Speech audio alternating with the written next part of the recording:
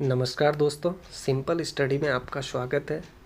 और इस वीडियो में हम बात करेंगे मार्च 2024 के महत्वपूर्ण one liner Uttarakhand current affair के बारे में हम इस वीडियो में बात करेंगे, जो कि आने वाले एग्ज़ाम में काफ़ी हेल्पफुल रहेगा। तो इसमें जो मार्च महीने के घटनाक्रम हैं उन पर ही वन लाइनर बेस होंगे।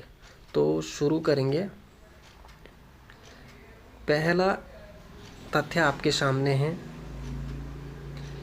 कि मार्च 2024 में उत्तराखंड में चुनावों की घोषणा हुई थी। उत्तराखंड क्या पूरे भारत में आम चुनावों की घोषणा हुई थी, तो जिसमें से उत्तराखंड में एक प्लान चलाया गया जिसका नाम था टिप प्लान। टिप करके ये प्लान था, और इस प्लान का जो उद्देश्य था वो था 75% लक्ष्य को हासिल करना, यानी मतदान में 75% का लक्ष्य हासिल करना चुनाव आयोग के द्वारा ये चलाया गया था।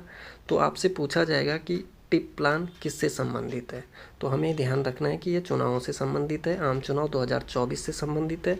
और पूछा जा सकता है कि टिप का जो फुल फॉर्म है वो क्या था, तो इसका जो फुल फॉर्म है टर्नआउट इम्प्लीमेंटेशन प्लान, यानी टी का मतलब turnout implementation plan.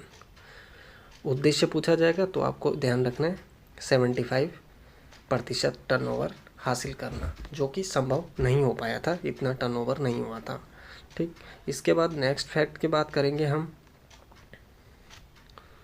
Next fact में जानेंगे कि विस्तारा करके एक विमानन कंपनी है जिसकी पहली उड़ान देहरादून से बेंगलुरु के बीच सीधी उड़ान सेवा शुरू की गई। तो आपसे पूछा जाएगा कि विस्तारा क्या है, तो हमें ध्यान रहना चाहिए कि एक विमानन कंपनी है। मार्च 2024 में इस कंपनी ने एक उड़ान सेवा शुरू की थी देहरादून से बेंगलुरु के बीच। तो पूछा जाएगा कि देहरादून से बेंगलुरु के बीच, यानी ये लोकेशन ज़्यादा इम्पोर्टेंट है, ये पूछा जाएगा कि पहली उड़ान कहाँ से कहाँ भरी गई। तो ये देहरादून से लेके बेंगलुरु तक हुई थी। ठीक, इसके बाद नेक्स्ट तथ्य के बारे में जानेंगे हम कि विवेकानंद पर्वतीय अनुसंधान संस्थान, यानी जो कृषि के लिए अल्मोड़ा में ये संस्थान है, इसके द्वारा एक स्टडी करी गई मोटे अनाजों पर। मोटे अनाज आप जानते होंगे, जैसे ज्वार हो गया, बाजरा हो गया और मंडुआ हो गया। तो इस तरीके के जो मोटे अनाज हैं, इनमें से एक मोटा अनाज है मंडुआ, जो कि उत्तराखंड के पहाड़ी जनपदों में उगाया जाता है। और लोग इसको रोटियां भी बनाते हैं, इसकी लोग रोटियां भी खाते हैं। धीरे धीरे समाप्ति की ओर है, बट ये है कि अच्छा है। तो मंडुए की बात करेंगे। मंडुए का जो तना है उसका जो रस है, उसके रस है, वो काफ़ी हेल्पफुल है तनाव को कम करने के लिए, तनाव के दुष्प्रभाव को रोकने में मदद करता है। तो पूछा जा सकता है कि कौन सा पौधा है जिससे तनाव के दुष्प्रभाव को कम किया जा सकता है, तो वो कौन सा है? मंडुआ। सिंपल इतना ही याद रखना है इसमें। और दूसरा एक फैक्ट और रखना है कि मोटे अनाजों के लिए वर्ष घोषित किया गया था, तो 2023 को मोटे अनाजों का वर्ष या मिलेट वर्ष इसको कहा जाता है। नेक्स्ट देखते हैं आगे। इसमें बात करते हैं कि मार्च 2024 में हॉकी इंडिया ओलंपिक के 27 सदस्यीय भारतीय टीम का चयन ऑस्ट्रेलिया दौरे के लिए किया गया। यानी जो हॉकी इंडिया ओलंपिक, जो पेरिस ओलंपिक थे, उसके लिए जो चयन के लिए, तैयारी के लिए एक 27 सदस्यीय भारतीय टीम का ऑस्ट्रेलिया के लिए चयन हुआ। उसमें से एक पिथौरागढ़ का खिलाड़ी था जिनका नाम आपको ध्यान रखना है, क्या था? बॉबी सिंह धामी। तो क्योंकि ये उत्तराखंड से है, तो इसलिए उत्तराखंड के एग्ज़ामों में पूछने के चांसेस रहते हैं। ये एक बतौर फॉरवर्ड खिलाड़ी के रूप में इनका चयन हुआ था। तो और नेक्स्ट बात करते हैं। मार्च 2024 में रुद्रप्रयाग अगस्त्यमुनि खेल मैदान में फूलदेई महोत्सव एवं घोष यात्रा में अमर उजाला के एक पत्रकार हैं जिनका नाम है रेणु कोहली। तो इनको एक सम्मान दिया गया। सम्मान क्या था? उम्मीदों का पहाड़ सम्मान से इनको सम्मानित किया गया। तो सिर्फ रेणु कोहली को आपको ध्यान रखना है और इनका सम्मान रखना है। क्वेश्चन इस तरीके से बनेगा कि उम्मीदों का पहाड़ सम्मान से किसे सम्मानित किया गया? तो रेणु कोहली। ठीक है, नेक्स्ट बात करते हैं। 16 मार्च 2024 को राष्ट्रीय और अंतर्राष्ट्रीय स्तर पर पदक जीतने वाले उत्तराखंड के खिलाड़ियों को सरकारी नौकरी में क्षैतिज आरक्षण प्रदान करने वाले विधेयक को राज्यपाल ने मंजूरी दी। ठीक, तो इसमें जो खिलाड़ी हैं, जो पदक जीतने वाले राष्ट्रीय, अंतर्राष्ट्रीय या राज्य स्तर पर जो भी हो, उनको 4% का इसमें क्षैतिज आरक्षण की बात करी गई है। कितने? 4% क्षैतिज आरक्षण की इसमें बात करी गई है। नेक्स्ट तथ्य को देखते हैं कि लोकसभा चुनाव 2024 में भारतीय निर्वाचन आयोग ने चुनावों की तारीखों का ऐलान किया, जिसके तहत उत्तराखंड में प्रथम चरण में चुनाव हुए। यहाँ पे ये ध्यान रखना है कि उत्तराखंड में बना हुआ क्वेश्चन है कि उत्तराखंड में कौन से चरण में चुनाव हुआ था। तो प्रथम चरण में चुनाव हुआ था, 5 सीटों के लिए उत्तराखंड में चुनाव हुआ। 19 अप्रैल, डेट ध्यान रखनी है, 19 अप्रैल को हुआ था प्रथम। 7 चरणों में पूरे भारत में चुनाव हुए थे, तो उसमें उत्तराखंड में से 19 अप्रैल को प्रथम चरण में मतदान हुआ। ठीक, नेक्स्ट बात करते हैं।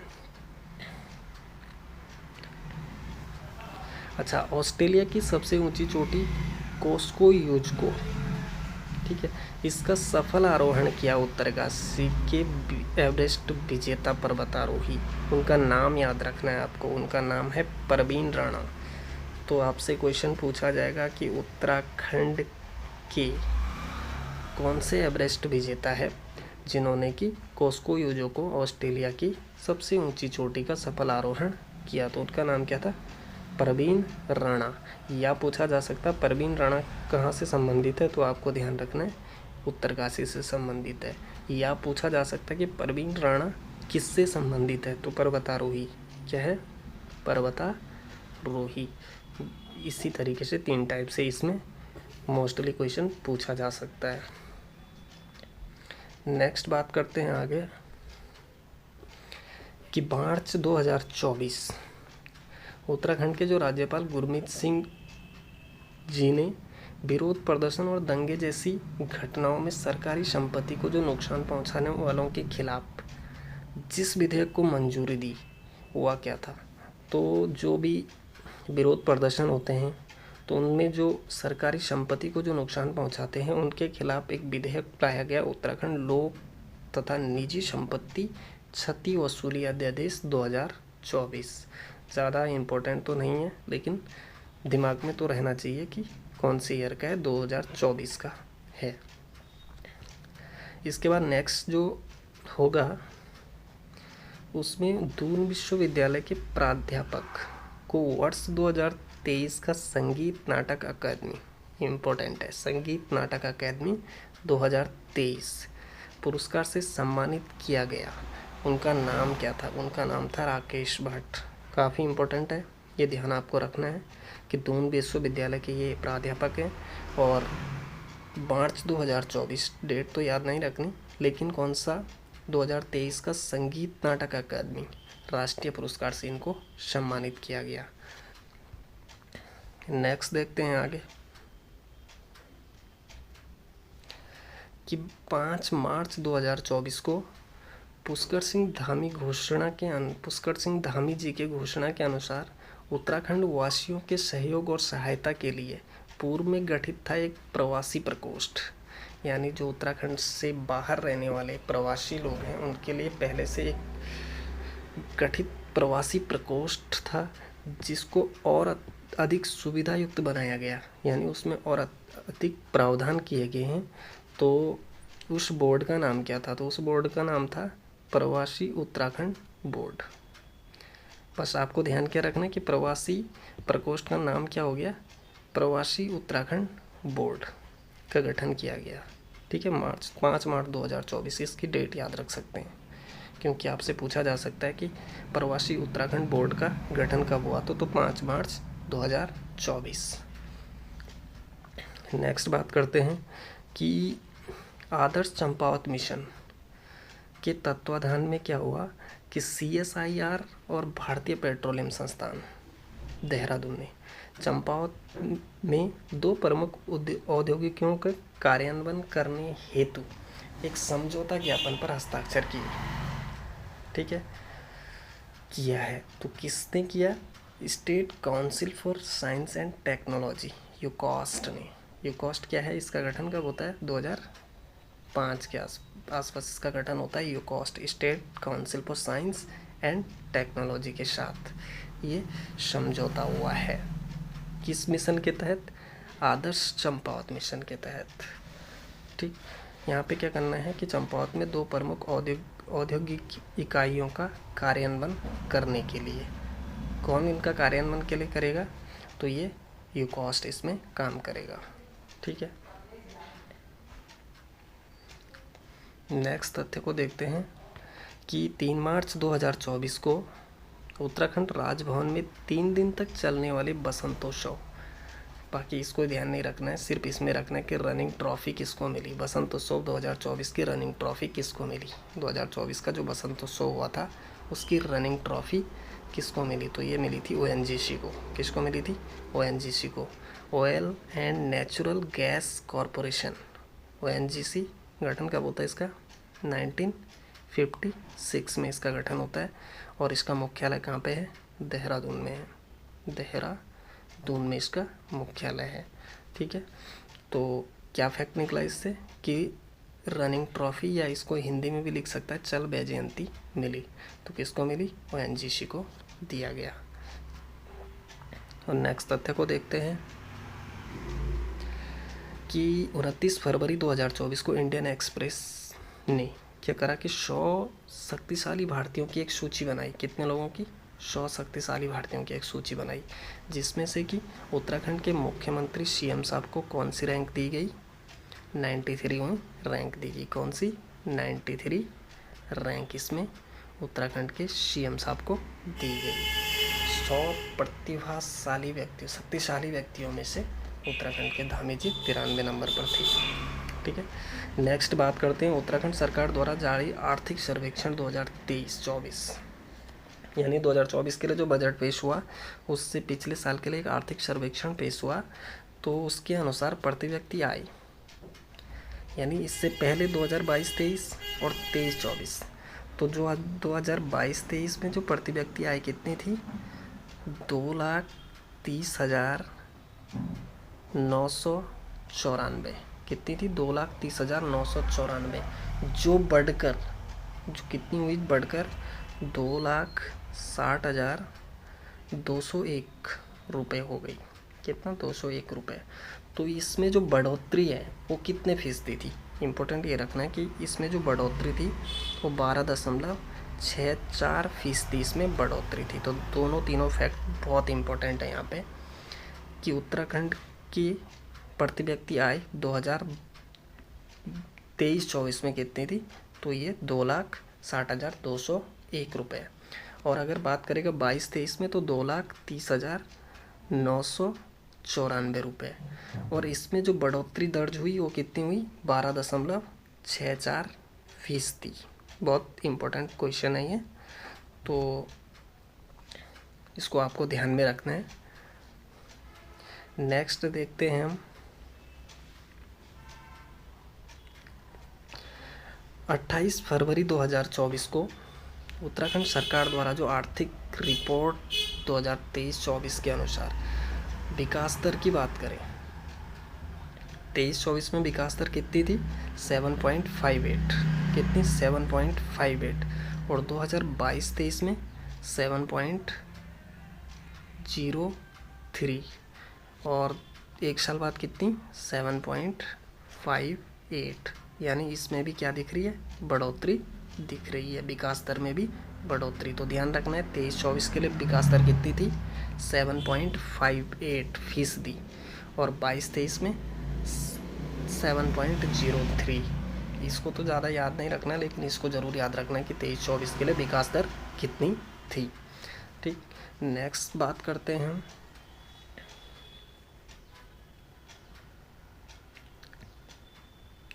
28 फरवरी 2024 को उत्तराखंड सरकार द्वारा जो ये आर्थिक सर्वे रिपोर्ट 2023-24 के अनुसार अर्थव्यवस्था में प्राथमिक सेक्टर, द्वितीयक सेक्टर और तृतीय सेक्टर का योगदान क्या था।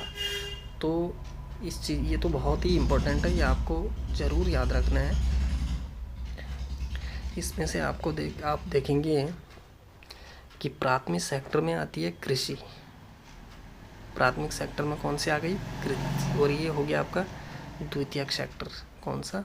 द्वितीयक सेक्टर। और ये हो गया आपका तृतीयक सेक्टर। अर्थव्यवस्था की बात करते हैं तो तृतीयक सेक्टर, ये क्या हो गया? तृतीयक सेक्टर। तो प्राथमिक सेक्टर में एग्रीकल्चर, द्वितीयक सेक्टर में क्या आ गया आपका? निर्माण और विनिर्माण, यानी जो भी कंस्ट्रक्शन जो होंगे वो इसके अंतर्गत में आते हैं। और जो प्राथमिक में खनन इसी के अंदर में प्राथमिक में आता है। और तृतीयक सेक्टर में हो गया आपका सर्विस सेक्टर, यानी जो सेवाएं, होटल्स वगैरह जो भी तृतीयक सेक्टर में आएंगे। तो इसमें अगर आप बात करते हैं कि कितना कितना फीसदी किसका योगदान था, तो सबसे ज़्यादा इम्पोर्टेंट क्वेश्चन ये रहता है कि उत्तराखंड की अर्थव्यवस्था में 2023-24 में सबसे ज़्यादा योगदान किस सेक्टर का रहा। तो सबसे योगदान कितना दिख रहा है यहाँ पे? 46.84%। ये बहुत इम्पोर्टेंट है, वेरी इम्पोर्टेंट। ठीक है, तो ये क्या? द्वितीयक सेक्टर का योगदान सबसे अधिक है। और सबसे कम पूछा जाएगा तो प्राथमिक सेक्टर का योगदान, यानी पहला सबसे कम, दूसरा सबसे अधिक और तीसरा मीडियम वाला। ठीक है, और प्राथमिक सेक्टर का योगदान कितना है? 9.99 के आसपास। तो 9.99 बोले तो 10% के आसपास आप इसको बोल सकते हैं। द्वितीयक का हो गया 46.86% और तृतीयक सेक्टर का हो गया 43.17%। तो जो आपको ध्यान रखनी ही है, इनमें कोई लापरवाही नहीं होगी, क्योंकि ये क्वेश्चन पूछा जाता है। सबसे ज़्यादा योगदान द्वितीयक सेक्टर, प्राथमिक सेक्टर में सबसे कम योगदान 9.99%, और तृतीयक सेक्टर यानी सेवा क्षेत्र में, जो कि भारत की बात करें तो भारत में सेवा सेक्टर में सबसे अधिक योगदान है। ठीक है, तो इसके बाद आगे देखते हैं, नेक्स्ट फैक्ट को देखते हैं।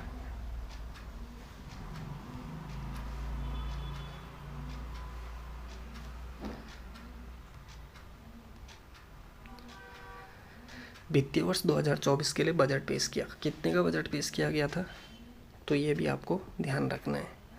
89,230.07 करोड़, इतने का बजट। मोटा मोटा याद रखोगे तो 89,000 तो आपको याद रखना ही है, ये तो आपको याद रखना है। 89,230.07 करोड़, पूरा याद रह जाए तो कोई बात नहीं, अच्छा है।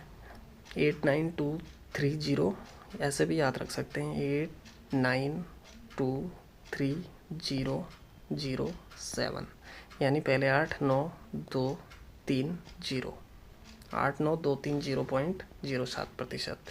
टोटल बजट क्या था उत्तराखंड 23-24 का बजट? कितना है? इतना है। ठीक है, और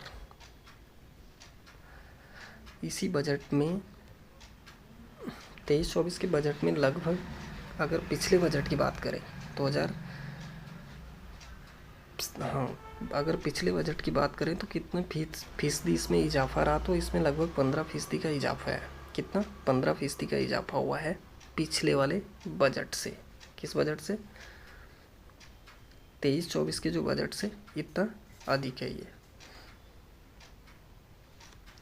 ये 24-25 के लिए आने वाले, यानी बजट किसके लिए पेश होता है? आपका आने वाले साल के लिए जो बजट पेश किया जाता है, उसमें जो निर्माण होगा या उसमें जो पैसा खर्च किया जाएगा, उसके लिए जो बजट पेश किया जाता है।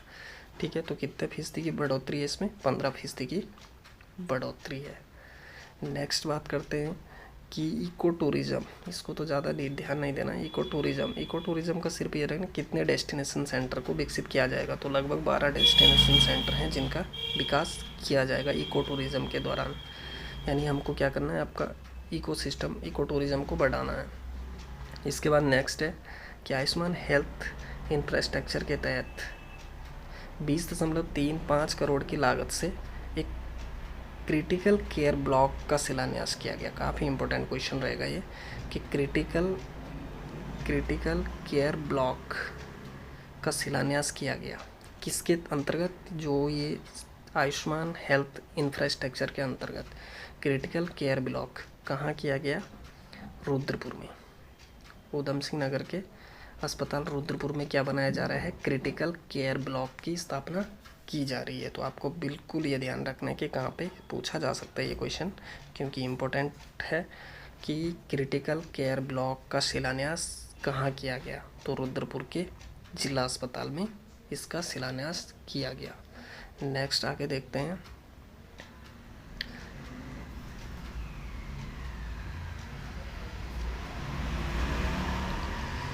केंद्रीय पृथ्वी विज्ञान मंत्री किरण रिजिजू जी ने क्या करा कि लैंसडाउन में मौसम की सटीक जानकारी देने के लिए एक डॉपलर रडार का लोकार्पण किया। तो ध्यान रखना है कि डॉपलर रडार का लोकार्पण कहाँ किया गया, लैंसडाउन। सबसे ज़्यादा इम्पोर्टेंट ये है कि कहाँ किया गया, लैंसडाउन।